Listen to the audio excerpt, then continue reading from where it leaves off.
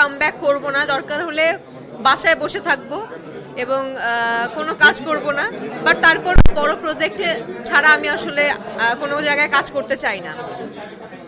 আরেকটা প্রশ্ন হচ্ছে যে এই কাজটা কেন মনে হলো যে এটা বড় প্রজেক্ট। আমি কিন্তু আসলে এটা মেনশন করিনি যে বড় প্রজেক্ট মানেই সিনেমা, বড় প্রজেক্ট মানে এই, বড় প্রজেক্ট মানে সেই। বড় প্রজেক্ট এমন হতে পারে, সেটা হতে পারে ওয়েব সিরিজ, সেটা হতে পারে ওয়েব ফিল্ম, সেটা হতে পারে ফিল্ম।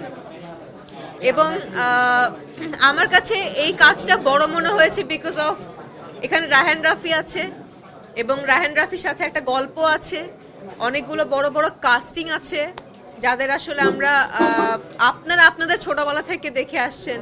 তা আমার কথা তো নাই বললাম। তো সবকিছু মিলে মনে হয়েছে যে এটা একটা ধামাকাদার কোনো কিছু হতে যাচ্ছে এবং আমি আসলে খুবই খুঁতখুঁতে, কোনো কাজের ব্যাপারে খুবই খুঁতখুঁতে হয়ে গেছি ইদানিং।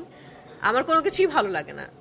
গল্প শুনি, একটা গল্প শুনি, না আমার ভাল লাগছে না, না আমার এইটা ভাল লাগছে না, সেটা ভাল লাগছে না। সো সবকিছু মিলে মনে হয়েছে এইটা it's a perfect project for me এবং এটা দিয়ে আসলে আমার কামব্যাক করলে ভালো হবে।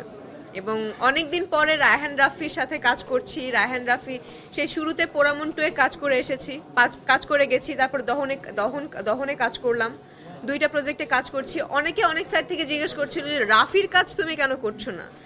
তো আসলে যেই কাজটা দিয়ে আসলে মানুষের মনে গেঁথে গেছিলাম, রায়হান রাফির পোড়ামন 2 দিয়ে গেঁথে গেছিলাম, সো সেই জায়গাটা না আসলে নষ্ট করতে চাই না যে না ও আচ্ছা ঠিক আছে যেন তেন কাজ করছে, পোড়ামন 2ই ভালো ছিল। তো এটা আসলে বলতে মানে এই জিনিসটা আসলে করতে চাই না। পোড়ামন 2 থেকে দহন ভালো, দহনের থেকে ব্ল্যাক মানি ভালো হয়েছে। সো এই জিনিসটার জন্য অপেক্ষা করছিলাম, তাই এতদিন অপেক্ষার পরে ব্ল্যাক মানিতে কাজ করছি।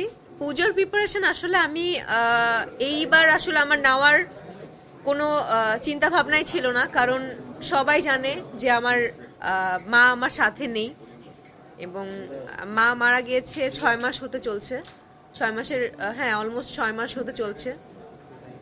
সো এবার যদি আমার কোনো কাজ নাও থাকতো, আমার কাছে মনে হয় না যে এই পুজোর যে প্রিপারেশন, কেনাকাটা কিংবা এই হই হুল্লোড় করা, এই ঘুরতে যাওয়া, ওই ব্যাপারটা আমার মধ্যে থাকতো, কারণ আমার মা আমার সাথে নেই।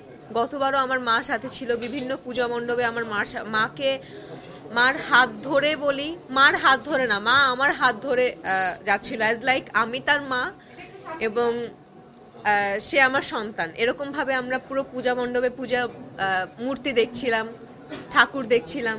সো ওই ব্যাপারটা আসলে রিকল হচ্ছে। তো এবার আসলে আমি কোনো প্রিপারেশন নেইও নি এবং উপরওয়ালা ভগবান আল্লাহ যেটাই বলি না কেন একটা কাজে মিলিয়ে দিয়েছে যে কাজের মধ্যে তাহলে তুই এই প্রিপারেশন নিবি না, কাজের মধ্যে ব্যস্ত থাক, কাজ কর, যাতে তোর ওই জায়গায় তুই ডিপ্রেসড না হয়ে যাস যে এবার পূজা হচ্ছে, এবার তোর মা নেই।